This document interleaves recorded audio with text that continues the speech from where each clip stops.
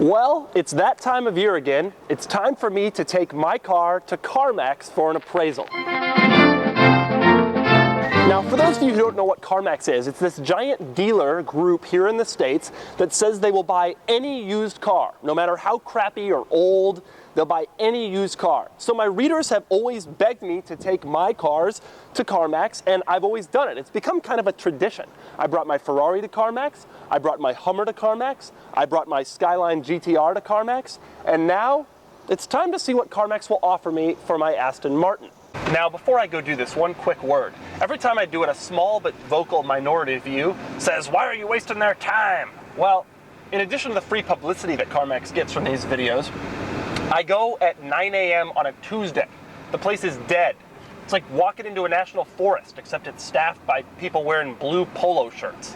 Now, let's talk money. I bought this car 8 months ago for $45,000 plus the bumper-to-bumper warranty, which was about $3,000. Now, since then, I've driven the car 10,500 miles, which is an unprecedented amount for an Aston Martin. It usually takes a car like this 5 years to accumulate 10,000 miles.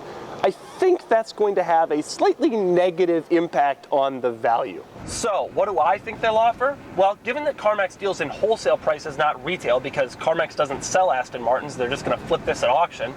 And given that I put 10,500 miles on this car in the last 8 months, I suspect the offer is going to be something like $30,000. Considering I paid $45,000 for it, this will make me cry. And so, let's go to CarMax. Now, unfortunately, I have to drive to a location 45 minutes from my house because the two closer ones recognize me from that whole CarMax Range Rover debacle, which, by the way, will be getting an update soon.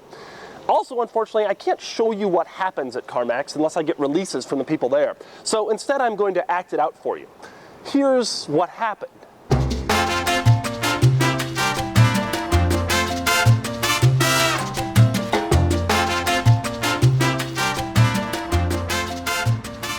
First, I walked in.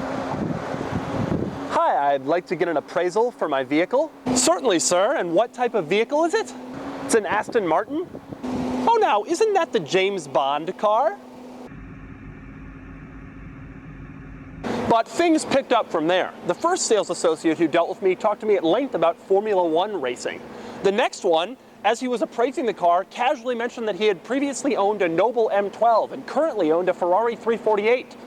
This always happens every time I go to CarMax. There's always a bunch of car enthusiasts. I always think I can get one over on them, and they always say something like, "Oh, you got a 90 Skyline GTR? Yeah, I had a 91 Skyline GTR, and you know, you're missing the Pericles bearing, so that's gonna be $2,000 off the value."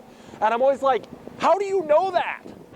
Next up, they took the car for a test drive, which I imagine looked something like this.